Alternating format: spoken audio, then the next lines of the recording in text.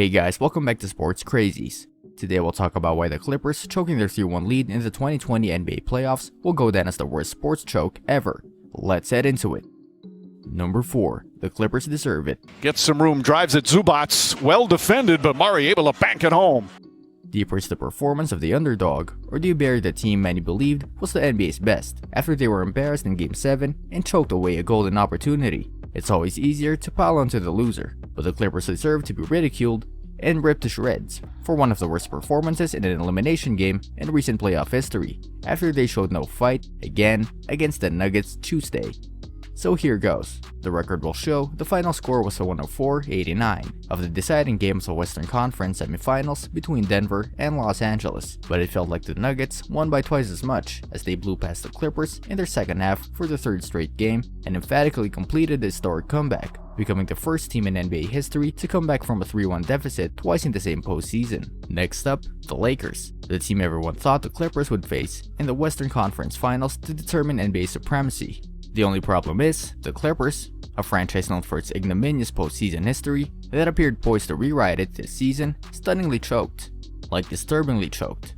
Like it was hard to watch them forget how to play high-level basketball. Like it was painful seeing such a talented team implode before our eyes and whimper its way out of the bubble. Number 3. The players. Steph has 6 turnovers. Kawhi to Zubats. A squad as stacked as LA, featuring a superstar in Kawhi Leonard, a top-tier number 2 in Paul George, and a loaded supporting cast should never have gagged the series like it just did. But it turns out, these Clippers aren't cut from the same cloth as the Nuggets, Celtics, Heat, and Lakers, the 4 teams still standing, and I can't believe I'm writing that. Sure, the superb duo of Nikola Jokic and Jamal Murray deserves plenty of praise because, goddamn, they were brilliant in Game 7. Jokic, by far the best player the entire series, had a triple-double by the third quarter, while Murray finished with a scintillating 40 points. Let's also give props to the Nuggets supporting cast, who ate off of Jokic's incredible passes all night long, like Jeremy Grant and Paul Millsap, who drained big threes. Denver played awesome. They rose to the occasion when nobody, including Las Vegas, that made the Clippers 7.5-point favorites in this game, thought they'd get the job done. They were the tougher, more rugged squad, unafraid to take a punch, like they did early on in Game 7, and punch back. The Clippers, shockingly, showed zero fight, and shrunk like a tough-talking boxer getting bullied in the ring for the very first time. Leonard and Paul will catch plenty of blame, and it's 1,000,000% deserved. They combined for a paltry 24 points in an elimination game, and didn't come close to leveling up with Denver's dynamic duo. But let's be real here, this Clippers debacle was a team effort.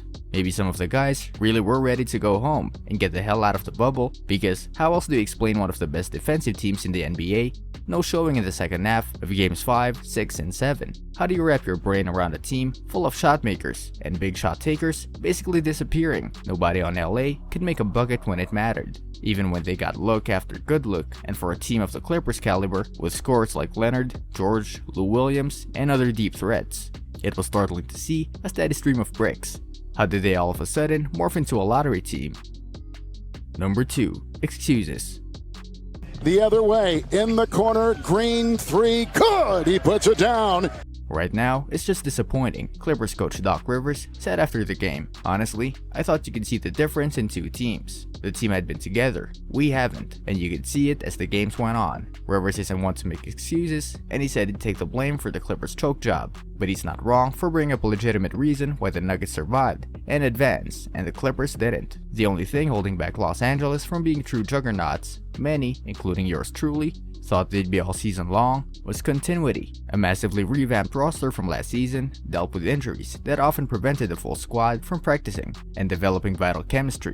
It started in training camp and bled into the bubble. Leonard and George, in their first year in LA, didn't play a ton of minutes together. Patrick Beverley, the heart and soul of the Clippers, was injured early in Orlando, and the intermittent absences of Williams and Montrezl Harrell while down in the bubble also didn't help matters. The more chemistry for this group, the better, George said after the game.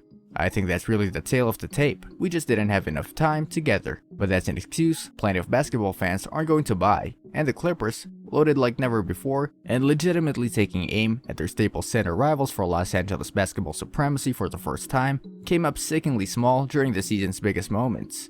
Maybe the pressure low-key got to them. The Clippers denied it after the game, but you can easily make the case the Clippers had more of it placed on them than any team in the NBA heading into the playoffs, even greater than LeBron James at age 35 and in his 17th season, trying to lead the Lakers to another title.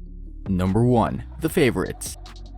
Clippers haven't led in this one on the fly. George uses the glass and puts it through. Considered by plenty of NBA observers as the favorites to win it all, since they had, on paper, the most versatile and dynamic roster in the association, we all assumed the Clippers would easily advance to meet the Lakers in the Western Conference Finals. The winner of that series could, in theory, cakewalk to a title. We all know the Clippers went all in last summer when it mortgaged his future to acquire Leonard and George. Both egregiously went AWOL in the fourth quarter of Game 7.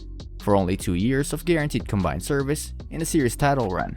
Chemistry issues, horrendous defensive lapses, and an inability to make simple shots means the Clippers just wasted year 1 of the Kawhi and PG experience, and they didn't even sniff the NBA Finals. All they had to do was play hard, play efficient, basically play like they had during the majority of their regular season wins, one time in the second half of the final 3 games against Denver, and they could face the Lakers.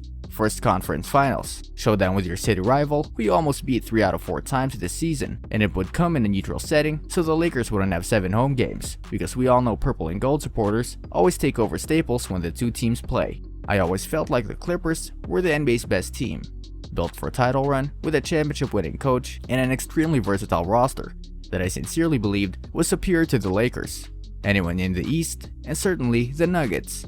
Instead, the 2019-2020 Clippers will forever be remembered as chokers, and we'll never get to definitively settle the debate about what LA squad really was the better one this season. Props once again to Jokic, Murray, and the entire Denver squad for an incredible comeback, but you can't bury the Clippers enough for blowing this. This brings us to the end of our video. I hope you enjoyed it. Hit like if you did, and don't forget to subscribe to our channel so that you don't miss any of our videos in the future. Also, watch the 2 videos that are on your screen because I'm sure you'll love them. With that, I'll see you in the next video.